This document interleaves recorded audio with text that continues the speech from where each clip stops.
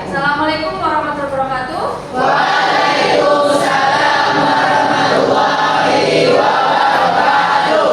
Selamat siang semuanya. Siang, Bu. Oke, untuk mengawali pelajaran kita hari ini, alangkah baiknya kita berdoa terlebih dahulu. Tolong Rais, persiapin doanya. Doa mulai.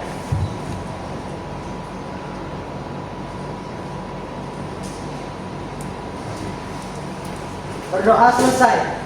Oke, terima kasih Rais. Ya, Bu. Oke. Apa kabarnya Ibu semuanya?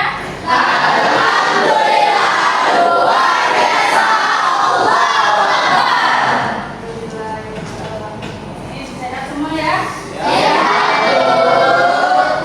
Oke, sebelum kita memulai pembelajaran, Ibu absen terlebih dahulu ya. Abdullah, Ibu Jaskia, ada yang belum dipanggil? Oke, jadi cuma satu orang aja ya yang izin tadi. Oke.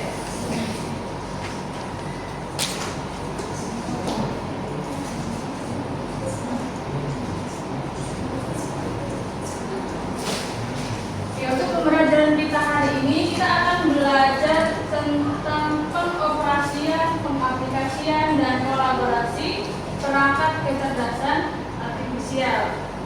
Nah, di sini dia masuk dalam pembelajaran berpikir komputasional yang terintegrasi dengan coding dan kecerdasan artifisial.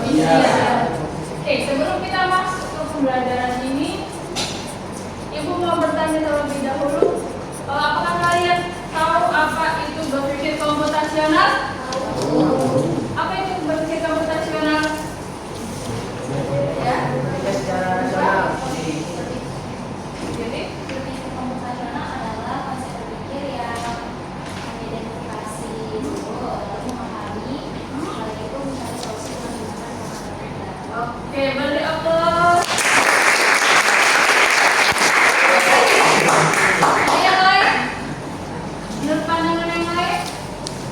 Apa itu berpikir komputasional? Atau mungkin dulu waktu SMP kalian sudah pernah belajar ini kan? Apa itu berpikir komputasional? Apakah kalian masih ingat pelajaran itu? Nah, apa Abdullah? Berpikir secara kritis untuk menyelesaikan suatu masalah. Oke, bisa jadi beri aplaus. Ini apa nak?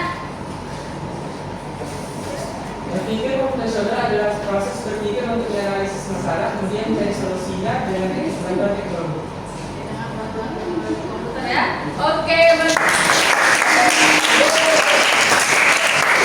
jadi tiga jawaban yang sudah dilontarkan oleh kawan-kawan semua, semuanya benar ya, tidak ada yang salah. Jadi berpikir komputasional ini adalah proses memecahkan masalah secara sistematis dan efektif, bisa juga dengan bantuan perangkat komputer.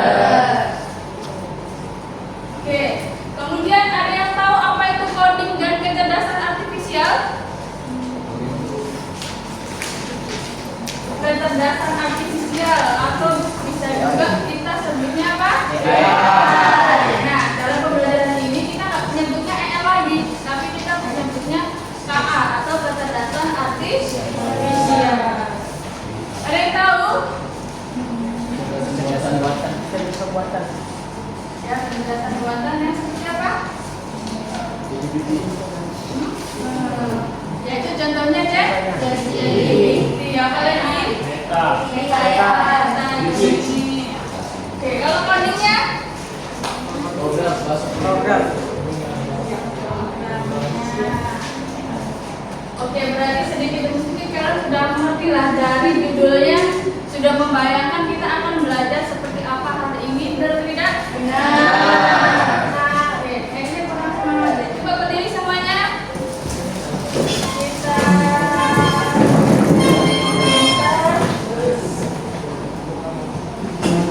dan oke, tepuk semangat. Bimbing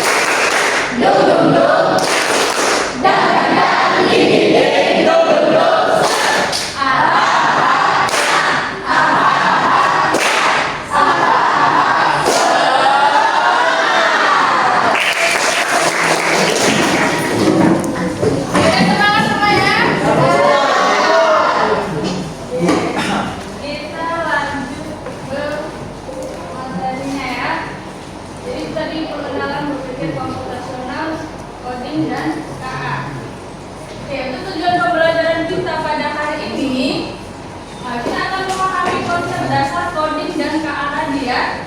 Kemudian kita akan menjelaskan peran KA dalam kehidupan kalian sehari-hari. Kemudian mengidentifikasi langkah berpikir komputasional.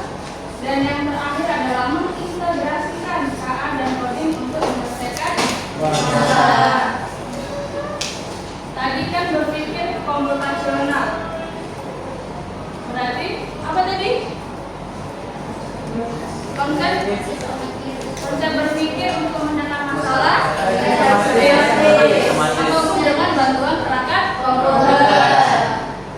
Nah, masalah seperti apa yang ada di kehidupan kalian sehari-hari? PR.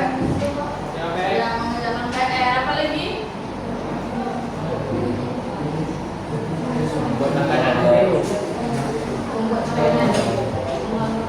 BPT, ada lagi? Resep makan. Udah itu juga masalah sih. Kemudian kalian mau liburan, ya kan? Cari apa? Destinasi atau transportasinya seperti apa? Oke.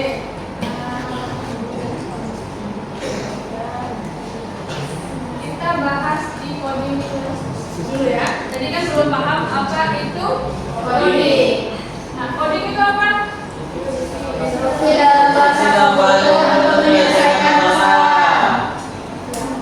Coding. Jadi kita menulis kode-kode dalam bahasa komputer untuk menyelesaikan masalah atau membuat sesuatu. Nah, hasil dari coding itu apa? Pembuatan aplikasi, program, website, sistem AI, robotik dan lain sebagainya. Itu adalah hasil dari coding. Kemudian bahasa yang digunakan Python. ada Python, C++, ada TML, ada Java, C, Sharp, dan lain sebagainya. Jadi bahasa komputer itu ada banyak ya. Intinya yang kita ketikkan di dalam komputer itu adalah bahasa pemrograman yang hanya bisa diketahui oleh si komputer. Kalau kita nulisnya bukan bahasa pemrograman, maka coding tidak akan terjadi. Nah, apa penerapan coding yang sudah kalian gunakan sehari-hari? Contohnya, Website.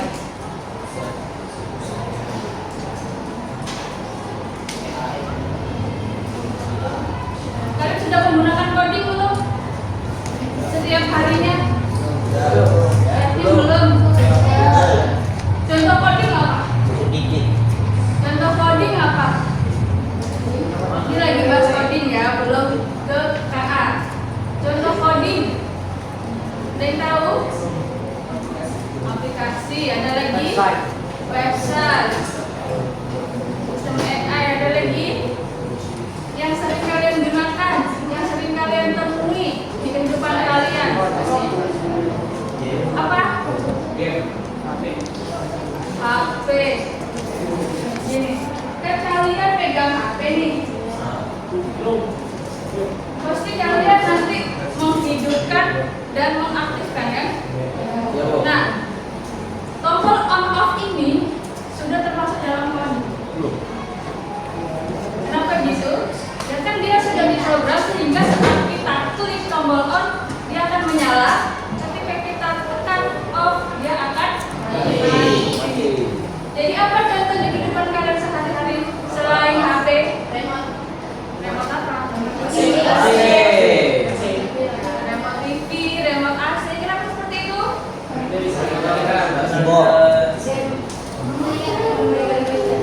Karena kan kita bisa tambah suara, mengurangkan suara atau tambah apa namanya?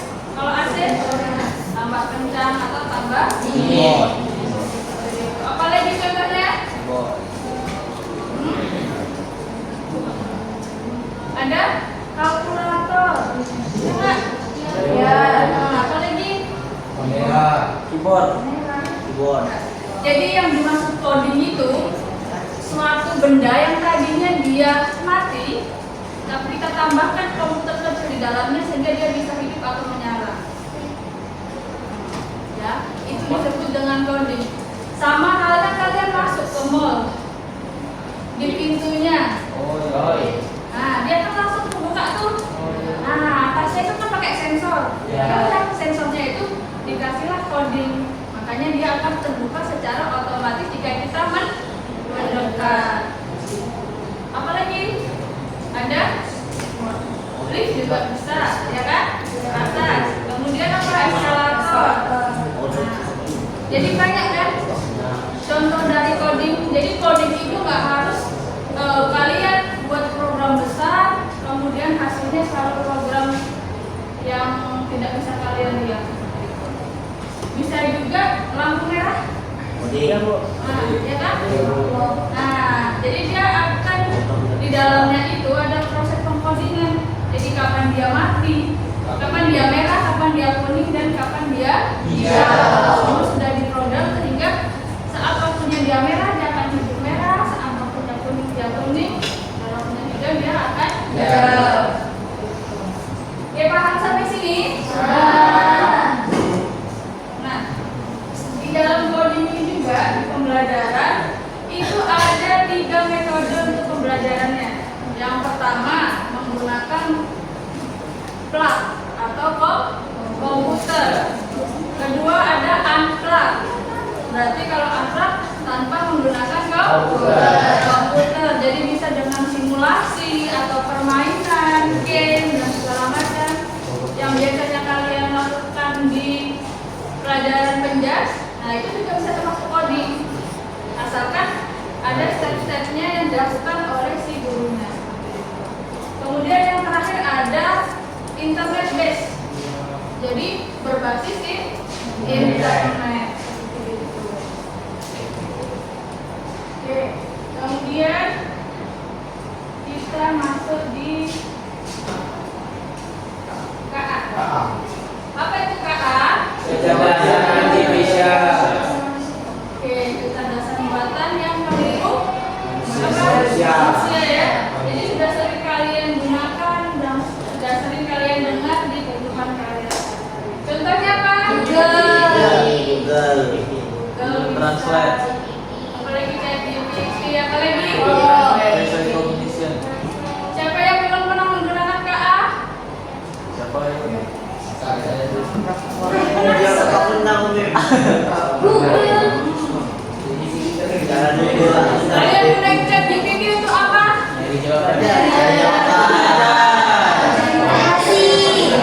Apalagi? Selain chat GPT kalian gunain apa lagi?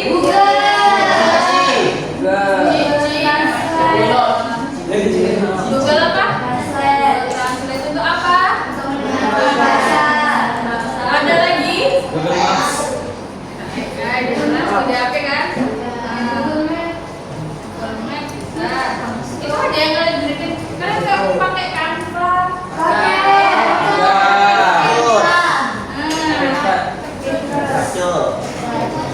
Oke. Jadi apa peran KA dalam kehidupan kalian? Bantu Membantu manusia dalam belajar bekerja dan berkomunikasi. kasih. Hanya membantu ya. Iya. Jangan buat KA sebagai apa?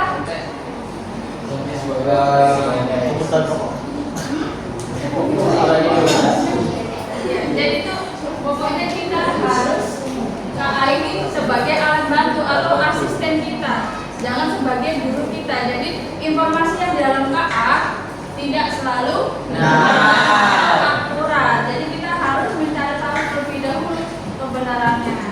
Jadi jangan berpatokan di KA itu semua benar, gitu ya. Oke. Dan jangan dikit-dikit kalian cari di KA tugas-tugas. Intinya kalau kalian memang nggak bisa mengerjakan, baru kalian minta tolong ke KA yang sebagai alat bantu. Contohnya seperti ini. Misalnya kalian banyak tugas nih, kemudian kalian hari itu jadwalnya padat, ada ekskul, ada OSIS, ada OSIS, nah seperti itu kan. Nah, kita minta tolong KA untuk mengatur jadwal kita. Di-handle dari jam berapa sehingga semua kegiatan kita dalam satu hari itu tidak bentrok. Nah, itu KA sebagai alat bantu atau asisten. Tapi kalau kita anggap KA sebagai guru kita atau maha benar kita, apa contohnya?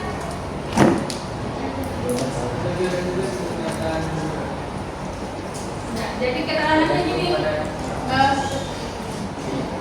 misalnya kalian langsung apa itu coding, apa itu informatik, apa itu sejarah.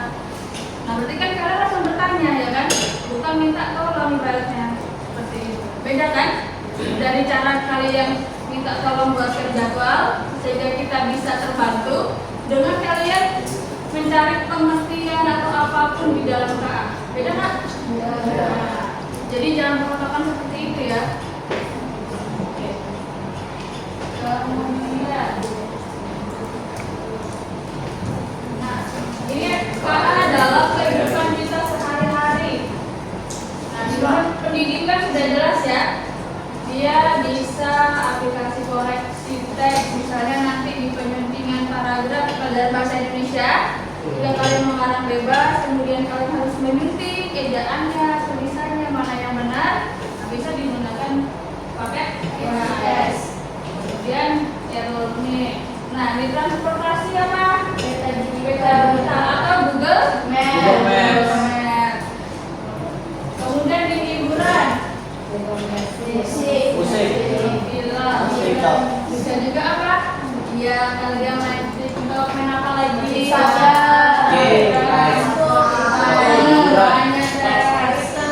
Kemudian terakhir di kesehatan untuk mendiagnosa medis dan berbasis data.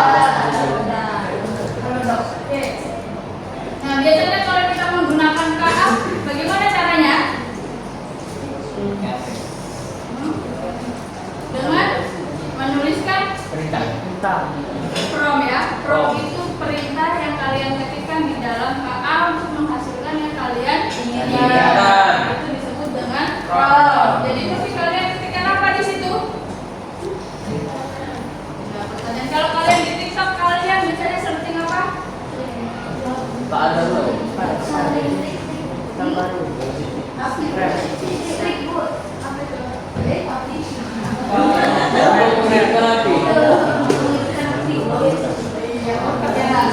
Intinya jika kalian searching di TikTok, misalnya kalian ingin apa ya? Ingin menampilkan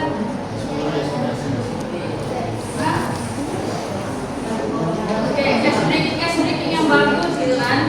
Atau kalian menampilkan Roblox, dan ML. Kalian ketikkan seperti itu, maka dia akan muncul hasilnya yang kalian inginkan. Kemudian setelah kalian mengeluarkan aplikasi TikToknya, kemudian kalian masuk lagi, pasti akan muncul lagi Robloxnya yang apa kak? Nah, jadi cara kerja KA ini dia akan menyimpan data yang telah kalian ketikkan di situ. Misalnya kalian ketik lagi di YouTube lagu-lagu barat, kalian pas lagi buka lagi ke YouTube-nya, tampilan awalnya pasti dia akan, ya kan? Akan sambil lagu-lagu barat. Nah, jadi itu mah cara kerja si KA tadi. Dia menyimpan data-data yang telah kalian ketikkan, kemudian dia akan mengambilkannya lagi. Oh, berarti kalian suka dengan data ini. Makanya dia akan disimpan.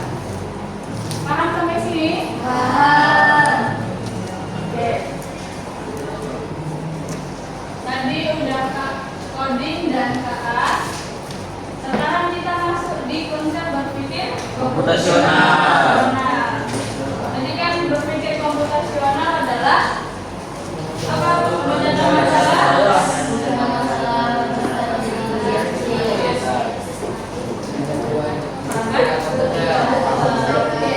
Jadi dia menggunakan 4 pilar ya kan? Ya. Jadi yang pertama dekomposisi.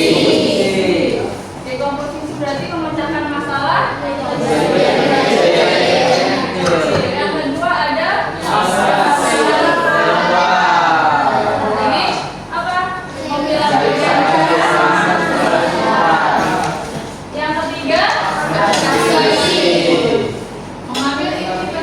dan abaikan yang tidak perlu. Dan yang terakhir, yang menyusun laporan ini secara sistematis. Oke.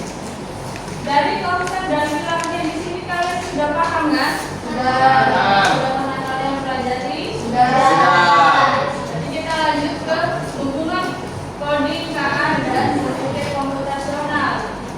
Nah, yang pertama, coding ini dia di nomor 2. Yang pertama KA-nya kan? Hasil penerapan coding komputasional dan untuk otomatisasi. Yang kedua, codingnya untuk menerapkan solusi. Kemudian yang ketiga adalah berpikir komputasional untuk menemukan solusi. Jadi antara coding KA dan berpikir komputasional ini sangat berhubungan ya. Saat kita mendapatkan apa? Suatu permasalahan.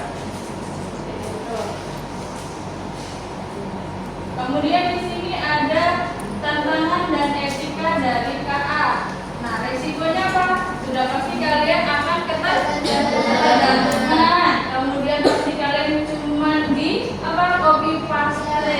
Ya kan? Ya kan? Nggak pernah edit. Kemudian bias data. Nah, etika dalam penggunaan KA. Jadi pastikan KA ini sebagai alat bantu dan tetap kritis dan kreatif dalam menyampaikan hal lain. Kemudian ini prosedurannya. Nah, tadi kan kita sudah bahas berpikir komputasional, coding dan KA. Oke. Kemudian kalau kita punya masalah seperti ini, bagaimana cara solusinya? Pemecahan masalahnya menggunakan berpikir komputasional, coding dan KA. Di situ banyak siswa yang sering kehilangan kunci kendaraan, sepeda motor atau mobil di area sekolah. Hal ini disebabkan oleh rutinitas yang terburu-buru, kurangnya tempat penyimpanan yang terorganisir atau lupa meletakkan kunci di titik yang tidak konsisten. Akibatnya, waktu belajar terganggu karena siswa sibuk mencari kunci dan bahkan berpotensi menyebabkan kerugian finansial jika kunci benar-benar hilang. Nah, bagaimana cara penyelesaian kalian menggunakan konsep berpikir komputasional? Tadi kan ada 4 pilar, ya kan? Yang pertama apa? Dekomposisi. Apa itu dekomposisi? Nah, di sini masalahnya apa? Kunci. Apa aja di situ berarti? Yang pertama, kehilangan kunci. Yang kedua, kurangnya tempat penyimpanan. Yang ketiga, Waktu belajar terganggu. Nah, itu kalau sudah bisa mengelompokkan dari yang besar ke yang kecil. Kemudian abstraksi. Pengenalan pola dulu. Ini pola dulu apa? Nah, polanya apa di sini? Apa kesamaan di sini di kasus kali ini?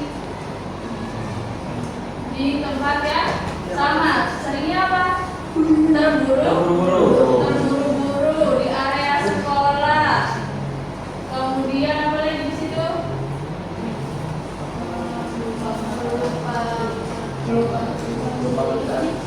Di titik yang tidak konsisten.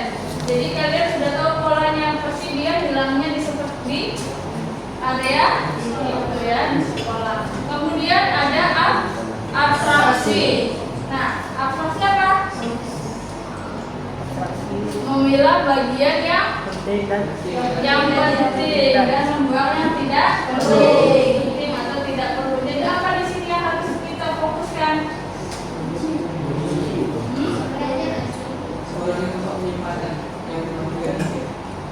Kurangnya Penyimpanan. yang mana? Jadi dia harus apa?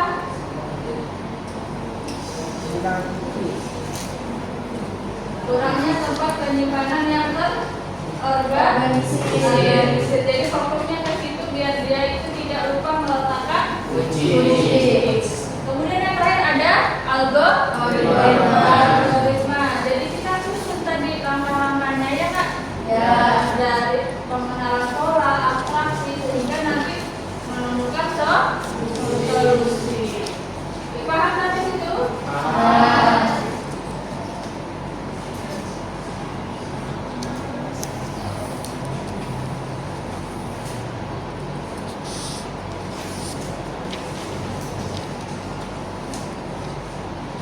Oke.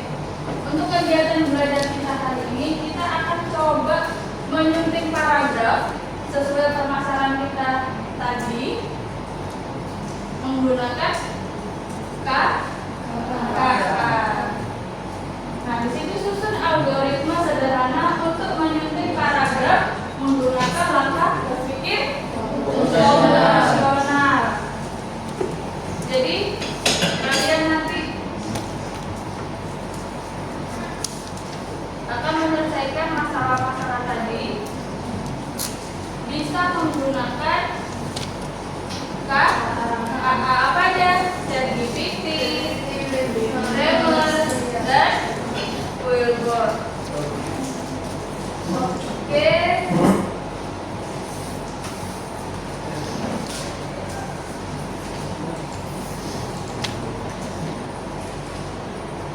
Nah, jadi kita akan menyunting ya. Oh ya, sudah dibagi kelompok ya. Jadi nanti per kelompok silakan kerjakan LKPD-nya. Silakan kalian baca petunjuk yang ada di LKPD-nya. Kemudian kalian diskusikan dan kalian nanti presentasikan ke hadapan. Oke, silakan diambil. Ini kelompoknya.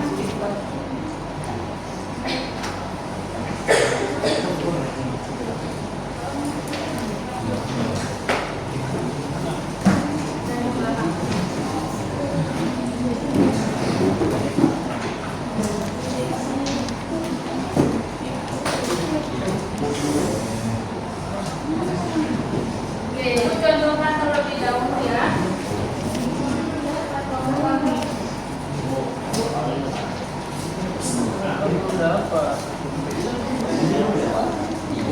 Nah, di contoh yang tadi ini, yang permasalahan banyak siswa tadi, kita bisa buka pakai apa?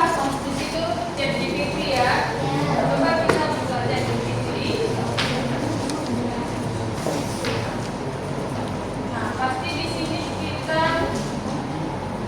disuruh menunjukkan. Nah, caranya, hai Edward, tolong bantu saya menyunting paragraf ini. Ya, enter. Ya, tadi ya. Dan bagaimana penyelesaiannya dengan menggunakan konsep berpikir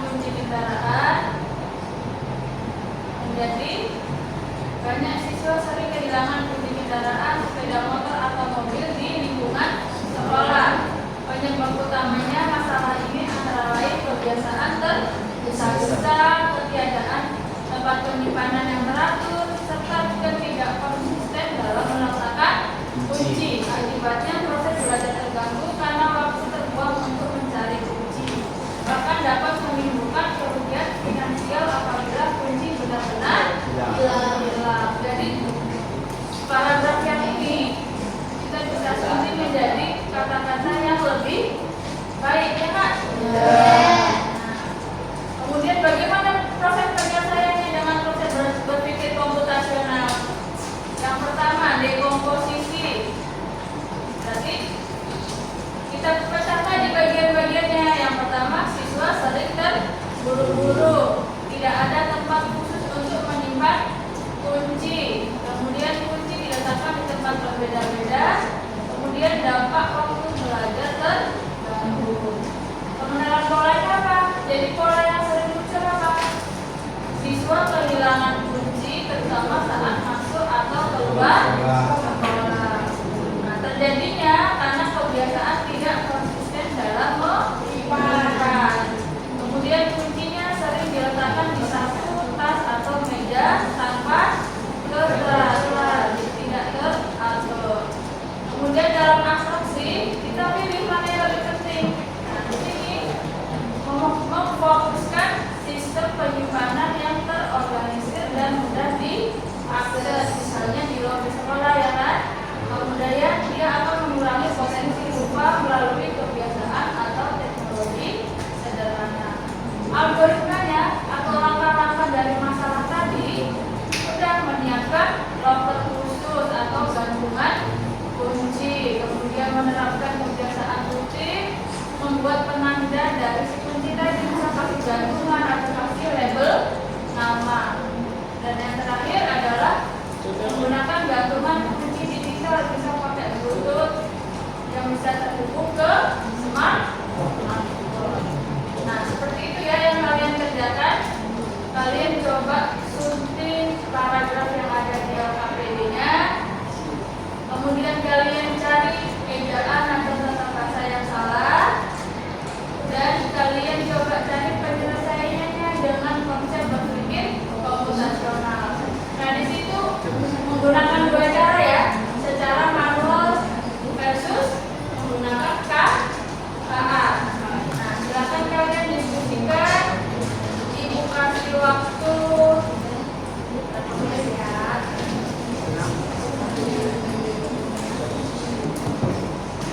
30 menit ya. Kemudian nanti maju per kelompok 5 menit.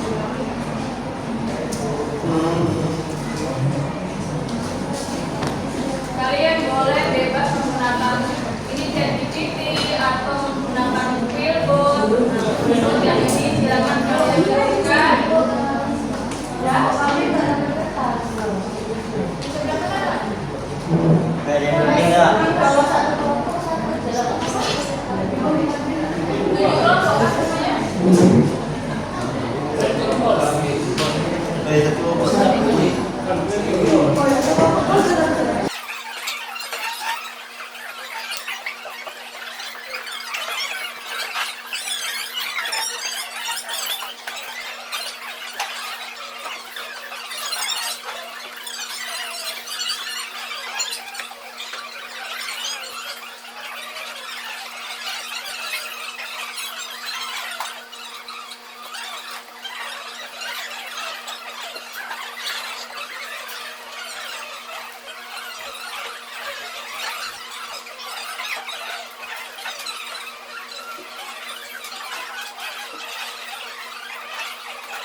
Assalamualaikum warahmatullahi wabarakatuh.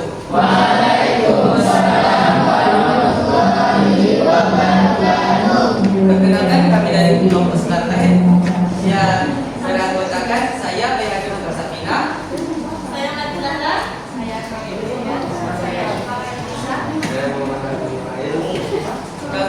ingin mempresentasikan hasil kerja kelompok kami.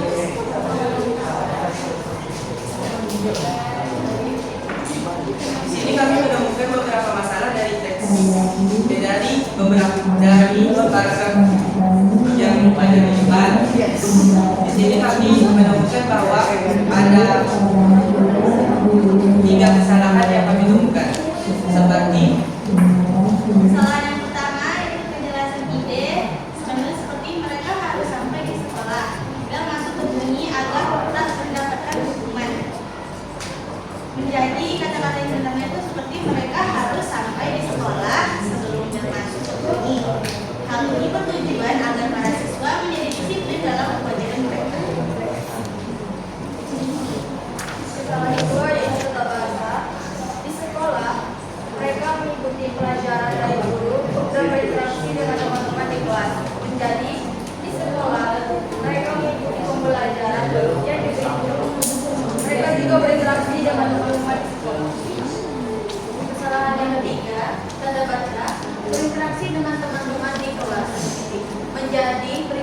berinteraksi dengan teman-teman di kelas.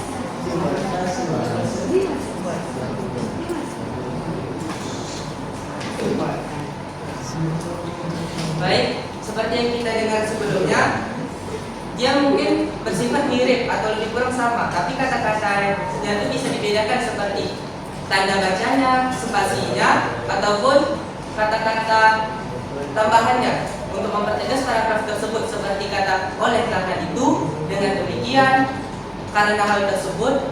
Jadi kata-kata itu menambahkan ketegasan pada paragraf tersebut untuk memberikan kejelasan para pembaca. Selanjutnya, perbedaan antara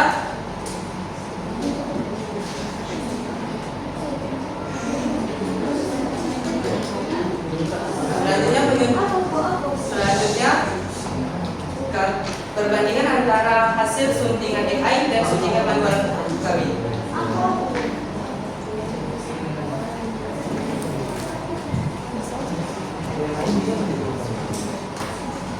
Setiap pagi siswa-siswi berangkat ke sekolah dengan berbagai cara. Ada yang berjalan kaki, naik sepeda di atas orang tua, atau naik kendaraan umum seperti bus dan angkot. Mereka harus sampai di sekolah sebelum bel masuk berbunyi agar tidak mendapatkan hukuman. Hal ini bertujuan agar para siswa menjadi disiplin di sekolah. Mereka mengikuti pembelajaran dari guru dan berinteraksi dengan teman-teman di sekolah. Rutinitas ini dilakukan secara terus agar siswa disiplin. Selanjutnya suntingan AI. Suntingan AI. Setiap pagi, siswa-siswi berangkat ke sekolah dengan berbagai cara. Ada yang berjalan kaki, ada yang naik sepeda, ada yang diantar orang tua, dan ada juga yang naik kendaraan umum seperti bus dan angkot. Mereka harus tiba di sekolah sebelum bel masuk berbunyi. Hal ini bertujuan agar siswa tidak dihukum dan melatih siswa untuk menjadi lebih disiplin. Di sekolah, mereka mengikuti pembelajaran dari guru, berinteraksi dengan teman-teman di kelas, dan teman-teman yang ada di sekolah. Rutinitas ini dilakukan secara terus-menerus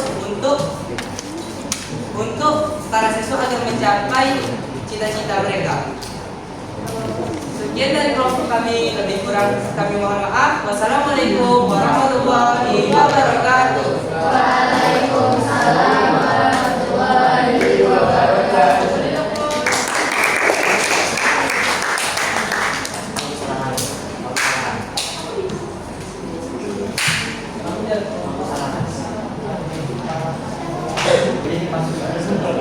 Oke, udah maju semua ya. Oke.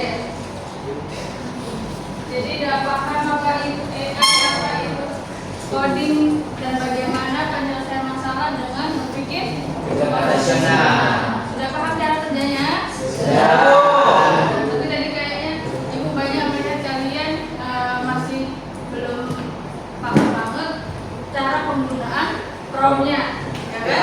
Jadi masih bingung ngetik perintah di dalam AI. Oke, untuk pembelajaran hari ini coba kalian isi lembar refleksinya biar ibu tahu apa kurang dan kelebihannya di pembelajaran kita hari ini. Oke, silakan balik ke belakang.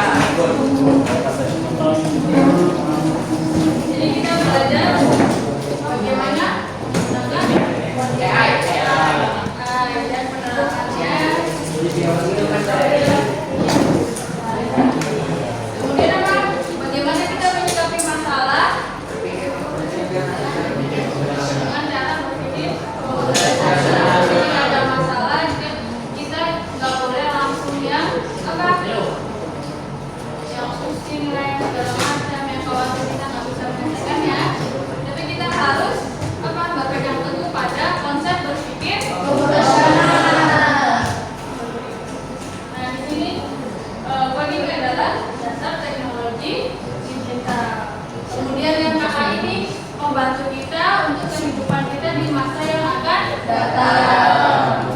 Kemudian belajar komputasional juga akan menyiapkan diri kita sehingga kita bisa memecahkan masalah secara efektif dan sistematis. Oke? Untuk pertemuan minggu depan kita akan belajar tentang reaksi pro untuk reaksi konten. Mungkin itu aja yang kita bisa pelajari hari ini. Kurang lebihnya mari kita belajar bersama-sama. Oke, untuk menutup pelajaran kita hari ini, Rais tolong pimpin doanya kembali.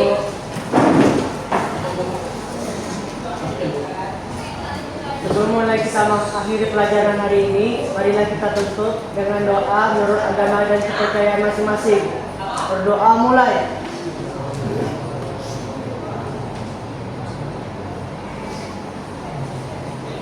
Berdoa selesai. Baik, sudah selesai pembelajaran kita pada siang hari ini. Terima kasih. Assalamualaikum warahmatullahi wabarakatuh.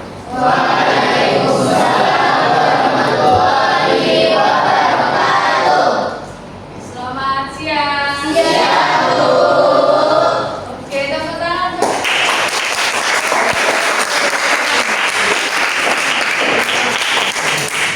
Ya, silakan balik dulu kelasnya masing-masing. Terima kasih.